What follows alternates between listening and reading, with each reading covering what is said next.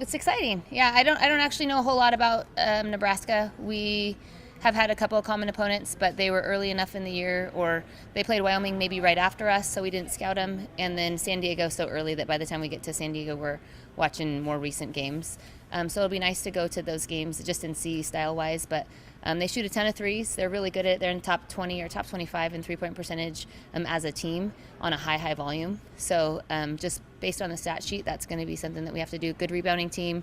They play in a tough conference and have done well. So, on limited knowledge, just because we didn't run into them a whole lot in scout games, I am excited about it.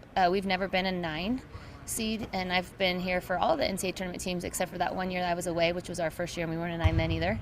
So I think it shows some respect for our our body of work and who we played and how we played them and what our numbers have to say, and hopefully we'll be able to go out and be successful. Were you surprised by the 9? I was actually. As it went on, I thought for sure we were going to play Oregon in whatever matchup that was going to be, because I know that it seems to be. I don't know if they're. What'd you say? Like a 12? Well, or an 11 or a 7-10, or I didn't. Oregon was unsure, but I know that in the past they've moved you a seed line to try to make something that makes sense, and they love the storylines. It seems like year after year, if there's a storyline that they can play up, then the committee does that when applicable, and obviously there's a storyline there. So. I was maybe a little bit surprised that we were where we were, just based on history, to be honest with you. You know, Jim, I haven't spent a whole lot of time focusing on any of it. This year, more than any, I've just been trying to coach our team the best I can and help them to have success. And so maybe if I would have looked a little bit deeper, then I would have thought, maybe we could be a 8-9 spot. What have practices been like since the WCC? Obviously, again, congratulations on winning that. Thanks. Obviously, one game probably makes a big difference for your seeding. Well, it does, honestly. I think if we don't win that game, we might be playing in the 11 play-in game. We could have been a 12. Who knows? That was another. BYU and Utah, I think, are the top 25 net wins that we have, and to have one or two makes a difference. We have several that we've played over there that didn't work out for us.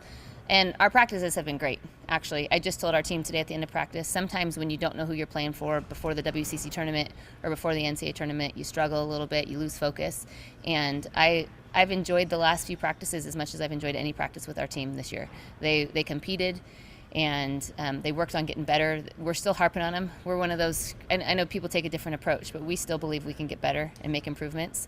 And today and yesterday, they look like they were trying to do just that and get better. So they've been really fun to coach, and I hope I get to keep coaching them for a while. You knew you were in. They didn't call your name for a little bit. So kind of fun, or is it nerve-wracking? I think it's more fun when you know you're in. I don't know if it was our first year that we were not large and we were unsure.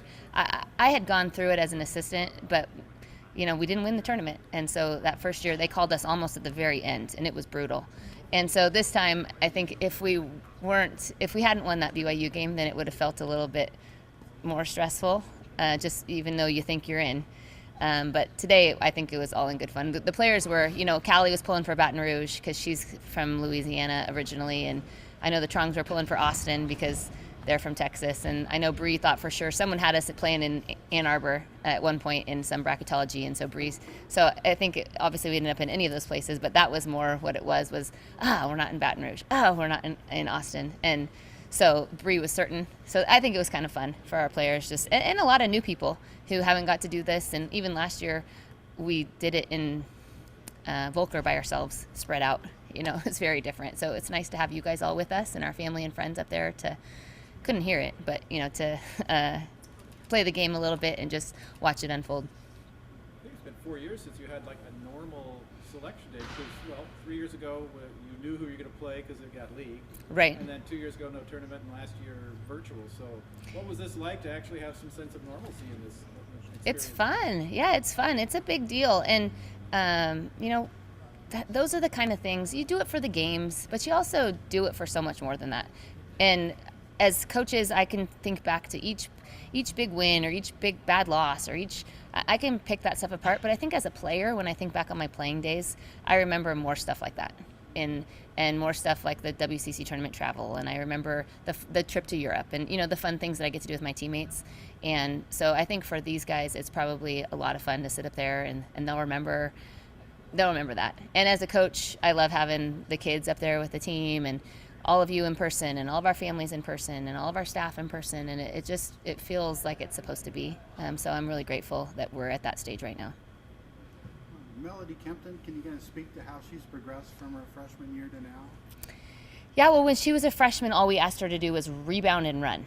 And her role has changed some. We're still really relying on her to rebound and run. But now she's right there with our top 4 or 5 that are all kind of tied in a glut there for leading us in scoring. She makes big plays. She's solid. She had a game winner this year, which is the first time she's done that here at Gonzaga, or the first time she's probably been on the floor when we needed that, or one of those times, you know what I mean? So she certainly has improved tremendously as a player, and I think it's because she just shows up every day, and she knows this. We praise her for her show up and her effort, and just for being consistent and steady, and that is an underrated characteristic. Not by coaches, but it doesn't always show up. It doesn't show up on the stat sheet how steady you are. And it doesn't show up how much energy you bring every day. But I sure know that if there's been a day, which I don't know if she's ever missed a practice, but if there was one where she was out of practice, you would have felt it, because she just is so solid. And by saying so solid, it's like a huge compliment. You know what I mean? It's not just she's just steady. It's way more than that. So I'm thankful that we've got to coach her. We're still trying to convince her to stay for another year. So if any of you guys have any pull, I would appreciate it if you guys would call in a favor for me. Yeah. Anyone else? For me? Thank you. Yeah. Congratulations. Thanks, guys. You're so sweet. That's what you guys usually do. Hear my name Sneak in and hear what I have to say about you.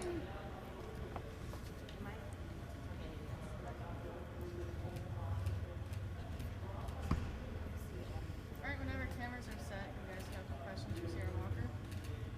Thoughts?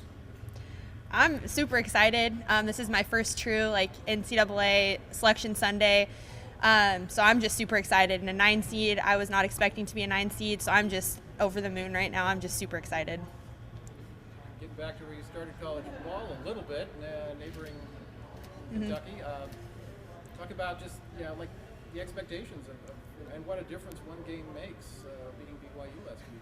Oh, beating BYU definitely helped us a lot, I think. And I think it gave our team a lot of momentum going into the tournament as well. I think we played really great defense in that game, and I think it showed our team just what we're capable of. And I think that was just a great game to go into the NCAA tournament with.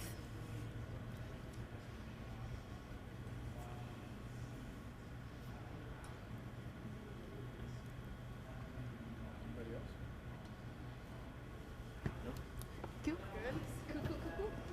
Thank you.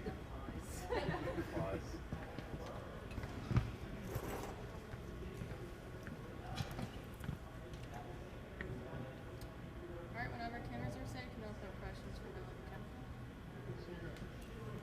Okay. Thoughts? Thoughts? Super excited. I mean, now is when we can put all the prep in, before you're always wondering, you see all the preseason polls, what people think you're going to be at, where people think the bracket's going to go. And I mean, it's great to wonder, but that doesn't really help us at all. So now that we know what's next, it's nice. It's ready to prep time. I'm excited. We have a goal now. So excited. Were you pleasantly surprised by the 9 seed? Yeah, that was great. I mean, I always say I feel like we deserve a lot more than generally what the tournament puts us at. So seeing that seed come out felt great. I mean, like Lisa was saying, I think it might have been the highest that we've gotten. So just feel honored to have that and excited to see what's happening next. What do you guys got to do to be successful? I mean, that's a tough question. We haven't scouted this team yet, so I mean, it might change team to team. What is successful with one team will not be the same with the other. So, I mean, just looking up what this team likes to do, I know they're pretty great shooters. So, I mean, taking that away would be the first step. But after that, I think just the coaches will come up with a great game plan. And I think if we can stick to that, we'll be successful. Anyone else? Thank you. Thanks, guys.